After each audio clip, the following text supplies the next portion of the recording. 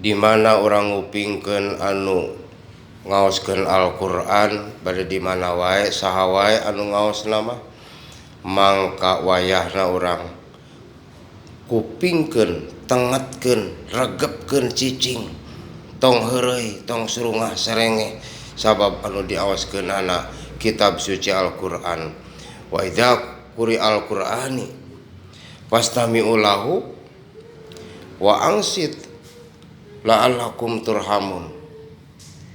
Wa idza quri Al-Qur'ani jeung di mana aya nu maca Al-Qur'an fastami'u lahu tuluy kupingkeun ku urang anu maca Al-Qur'an.